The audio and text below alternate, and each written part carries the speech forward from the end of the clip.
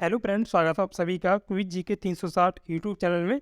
दोस्तों, आज के इस वीडियो में हम देखेंगे सामान्य अध्ययन के टॉप 20 क्वेश्चन। ये सारे क्वेश्चन सेलेक्टेड और इम्पोर्टेंट हैं। अगर आप किसी भी एग्जाम की तैयारी करते हैं तो ये वीडियो आपके लिए यूजफुल है। तो चलिए शुरू करते हैं आज का वीडियो। आपका पहला क्वेश्चन है, हरित क्रांति का संबंध मुख्यतः किस फसल से है? Right answer option number C, गेहूँ। अब बात करते हैं हरित क्रांति की। हरित क्रांति का प्रारंभ 1966-67 के बीच हुआ था और इसमें मुख्यतः दो फसल से संबंधित था, गेहूँ और दूसरी थी चावल। ये दो फसल इससे संबंधित हैं।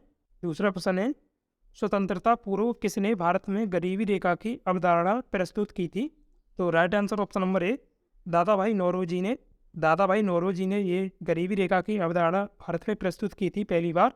यह प्रश्न प्रीवियस ईयर पेपर में कई बार पूछा गया है। अब बात करते हैं भारत में सबसे पहले गरीबी रेखा की अवधारणा से संबंधित महत्वपूर्ण पॉइंट।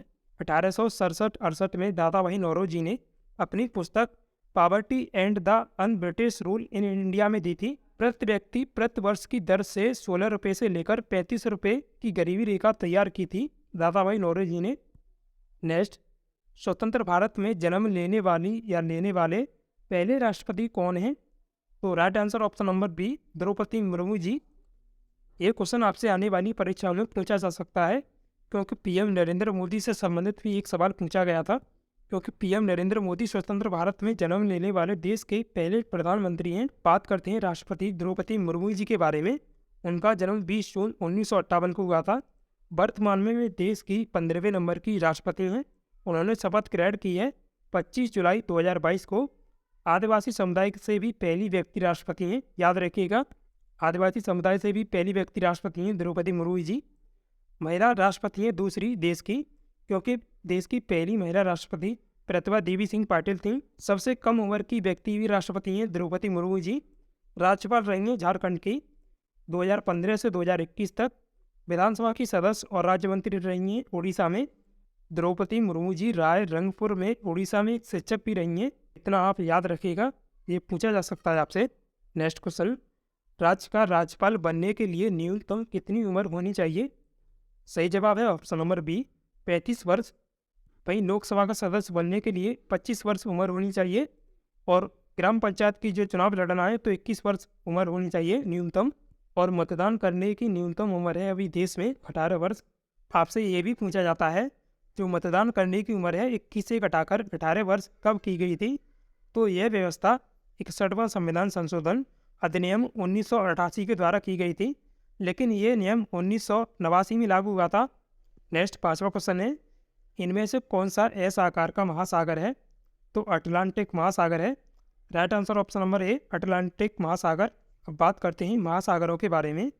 पृथ्वी पर कुल 5 महासागर हैं। ये जो आपको महासागर दिए गए हैं ये इनका आकार घटते क्रम में है।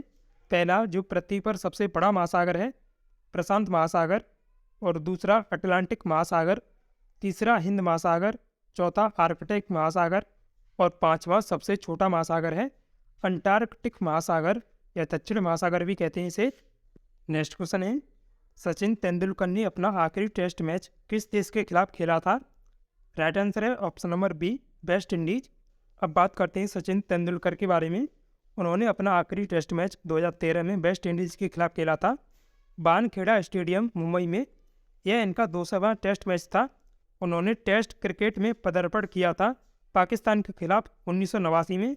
सचिन तेंदुलकर 100 अंतर्राष्ट्रीय शतक बनाने वाले पहले और एकमात्र बल्लेबाज हैं।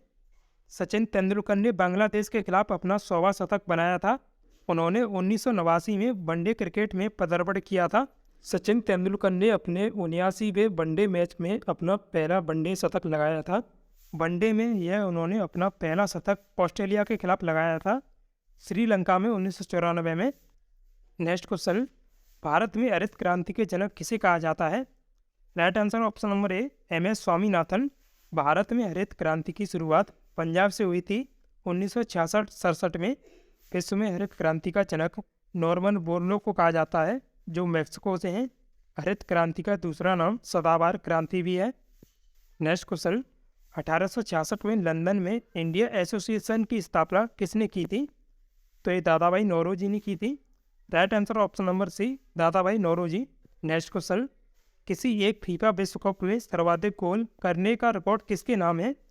राइट आंसर ऑप्शन नंबर ए जस्ट फोंटेन फ्रांस के फुटबॉलर थे। इनका अभी हाल ही में निधन हो गया है। इनके नाम एक फीफा विश्व कप में सर्वाधिक 13 गोल करने का रिकॉर्ड है। यह रिकॉर्ड उन्होंने 1958 में स्वीडन में बनाया था, जो स्वीडन में फीफा विश्व कप हुआ था। और ये भी याद रखिएगा, अब तक फीफा विश्व कप कैरियर में सर्वाधिक गोल करने का रिकॉर्ड किसके नाम है? यह रिकॉर्ड मारोस्लाव क्लोज के नाम है। उन्होंने फीफा कैरियर में अब तक 16 गोल किए हैं और जर्मनी के फुटबॉलर हैं। नेक्स्ट, माइक्रोसॉफ्ट के संस्थापक कौन हैं? तो right answer option number C A B दोनों। पॉल एलन और बिल गेट्स, इन्होंने दोनों ने इसकी स्थापना की थी। अब बात करते हैं माइक्रोसॉफ्ट की।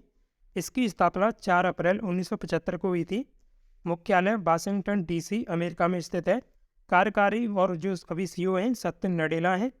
अमेजॉन के संस्थापक हैं जेफ बेजोस, जो अभी आपको ऑप्शन में नाम दिया गया था। जेफ बेजोस ने अमेजॉन की स्थापना 5 जुलाई 1994 में की थी। उसने भारत और एशिया का पहला परमाणु रिएक्टर कौन सा है? तो ये अप्सरा है। Right answer option number A अप्सरा। तो याद रखना है, अप्सरा भारत और एशिया का पहला परमाणु रिएक्टर है। अप्सरा परमाणु रिएक्टर का प्रारंभ 4 अगस्त 1956 में मुंबई में स्थित भाभा रिसर्च सेंटर के ट्रामे में हुआ था, जो आपको ऑप्शन में अन्य नाम दिए गए थे।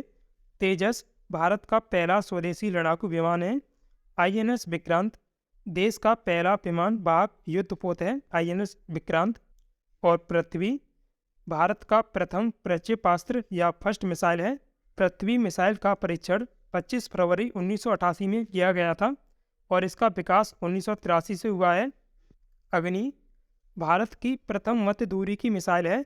नेक्स्ट क्वेश्चन, किस अनुच्छेद के अंतर्गत संसद संघ में नए राज्यों का प्रवेश या स्थापना कर सकती है? तो right answer option number B अनुच्छेद 2। अनुच्छेद 2 के अंतर्गत संसद भारत के किसी भी राज्य की सीमा में परिवर्तन या नए राज्य का प्रवेश कर सकती है भारत में। अब बात करते हैं महत्वपूर्ण अनुच्छेद जो आपको ऑप्शन में दिए गए थे। अनुच्छेद 14 विधि के समक्ष समता का अधिकार या संरक्षण देता है। विधि के समक्ष समता या समान संरक्षण का अर्थ है राज्य किसी भी व्यक्ति को विधि के समक्ष समता से वंचित नहीं करेगा। अनुच्छेद 1 से 4 तक संघ और राज्य क्षेत्र के बारे में दिया गया है। अनुच्छेद 1 में संविधान में देश को इंडिया या भारत नाम से संबोधित किया गया है। याद रखिएगा, पहले कई बार पूछे गए हैं ये सवाल। दूसरे अनुच्छेद के अंतर्गत संसद संघ में नए राज्यों का प्रवेश या स्थापना कर सकती है। तीसरे अनुच्छेद के अंतर्गत संसद नए राज्यों के गठन और क्षेत्रों और सीमाओं या मौजूदा राज्यों के नामों में परिवर्तन कर सकती है। याद रखिएगा, अगर संसद भारत में किसी नए राज्य का प्रवेश करती है तो अनुच्छेद 2 का उपयोग होगा।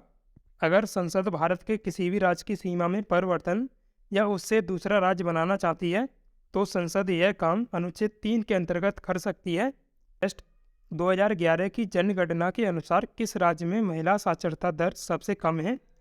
तो right answer option number C Bihar. Bihar में महिला साक्षरता दर सबसे कम है। केरल में सबसे अधिक महिला साक्षरता दर है 92.07%। बिहार में सबसे कम महिला साक्षरता दर 51.50% है। राजस्थान में महिला साक्षरता दर बिहार से थोड़ी अधिक है 52.12%। 2011 की जनगणना के अनुसार केरल में कुल साक्षरता दर और महिला साक्षरता दर सबसे अधिक है, जबकि लक्षद्वीप में पुरुष साक्षरता दर सबसे अधिक है और देश की कुल साक्षरता दर 74% है। वहीं देश में पुरुष साक्षरता दर 82.10% है और महिला साक्षरता दर 65.46% है। तो याद रखिएगा, 2011 की जनगणना से भी काफ़ी ज़्यादा प्रश्न पूछे जा रहे हैं। नेक्स्ट क्वेश्चन, भारत का फ्लाइंग शेख किसे कहा जाता है? Right answer option number A Milkha Singh ji. Milkha Singh ji एक धावक थे। अब बात करते हैं मिल्खा सिंह जी के बारे में। उन्हें पद्मश्री मिला है 1959 में, जो देश का सर्वोच्च चौथा सम्मान है। वे एशियाई खेलों के साथ साथ राष्ट्रमंडल खेलों में 400 मीटर में स्वर्ण पदक जीतने वाले एकमात्र एथलीट हैं। उन्होंने 1958 और 1962 के एशियाई खेलों में भी स्वर्ण पदक जीते थे। मिल्खा सिंह जी ने मेलबर्न में 1956 के ग्रीष्मकालीन ओलंपिक और रोम में 1960 के ग्रीष्मकालीन ओलंपिक और टोक्यो में 1964 के ग्रीष्मकालीन ओलंपिक में भारत का प्रतिनिधित्व किया था। मिल्खा सिंह जी ने 3 ग्रीष्मकालीन ओलंपिक में भारत का प्रतिनिधित्व किया था। नेक्स्ट 15वां क्वेश्चन, भगवान बुद्ध ने अपना पहला उपदेश कहाँ दिया था? तो right answer option number D, Sarnath Varanasi. भगवान बुद्ध ने पहला उपदेश सारनाथ वाराणसी में दिया था। याद रखिएगा, कई बार पूछा गया है। भगवान बुद्ध ने अपना पहला उपदेश सारनाथ वाराणसी में दिया था, जिसे कहा जाता है धर्मचक्र परिवर्तन नाम दिया जाता है, और जो बौद्ध मत के प्रचार प्रसार का आरंभ भी था। गौतम बुद्ध ने बिहार के बोध गया में एक पीपल वृक्ष के नीचे बोधि या ज्ञान की प्राप्ति की थी। बोध गया राष्ट्रीय राजमार्ग 83 पर स्थित है। कुशीनगर उत्तर प्रदेश में बुद्ध की मृत्यु हुई थी, जिसे महापरिनिर्वाण कहा जाता है। लुम्बिनी नेपाल गौतम बुद्ध का जन्म स्थान है। नेक्स्ट 16वां प्रश्न, देश का राष्ट्रीय प्रतीक चिन्ह जो अशोक है, कहाँ से लिया गया है? Right answer option number B, Sarnath में स्थित अशोक स्तंभ से लिया गया है। नेक्स्ट, गणेश चतुर्थी हिंदू पंचांग के किस माह के चौथे दिन शुरुआत होती है? Right answer option number B, Bhadrapad Ganesh Chaturthi Ganesh के जन्म की याद में एक हिंदू त्योहार है। यह माह अगस्त या सितंबर में मनाया जाता है। सार्वजनिक रूप से इस उत्सव की शुरुआत पुणे में बाल गंगाधर तिलक ने 1893 में की थी। नेक्स्ट, मेजर ध्यानचंद्र खेल रत्न अवार्ड किस क्षेत्र में दिया जाता है?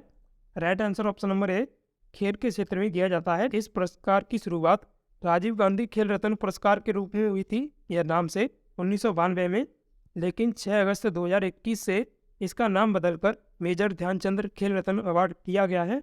नेक्स्ट, सर्चलाइट का परावर्तक या रिफ्लेक्शन कौन सा होता है? तो ये अवतल दर्पण होता है। Right answer option number B, अवतल दर्पण। अब बात करते हैं परावर्तक के बारे में या रिफ्लेक्शन। जब कोई प्रकाश की किरण किसी माध्यम से टकराकर पुनः उसी मार्ग में वापस लौट जाती है, तो इस घटना को प्रकाश का परावर्तक या रिफ्लेक्शन कहा जाता है। और अपवर्तन या रिफ्रैक्शन किसे कहते हैं? जब प्रकाश की किरण एक माध्यम से दूसरे माध्यम में जाती है, तो उसे प्रकाश का अपवर्तन या रिफ्रैक्शन कहते हैं। 20वां प्रश्न और आज का आपका लास्ट क्वेश्चन है, भारत में अंतर्देशीय जलमार्गों के विकास, रखरखाव और प्रबंधन की देखभाल कौन करता है? राइट आंसर है ऑप्शन नंबर डी, भारतीय अंतर्देशीय जलमार्ग प्राधिकरण। तो दोस्तों, ये थे सामान्य अध्ययन के टॉप 20 क्वेश्चन। आप आगे भी ऐसा ही वीडियो चाहते हैं तो हमें कमेंट कीजिएगा। आपका आज का सवाल है, अर्थशास्त्र पुस्तक के लेखक कौन है? तो इसका आंसर आप कमेंट बॉक्स में दीजिएगा। सो दोस्तों, आशा करता हूँ आपको वीडियो पसंद आएगा। वीडियो को लाइक कीजिएगा, साथ ही ऐसे ही वीडियो पाने के लिए चैनल को सब्सक्राइब भी कर लीजिएगा। वीडियो देखने के लिए धन्यवाद।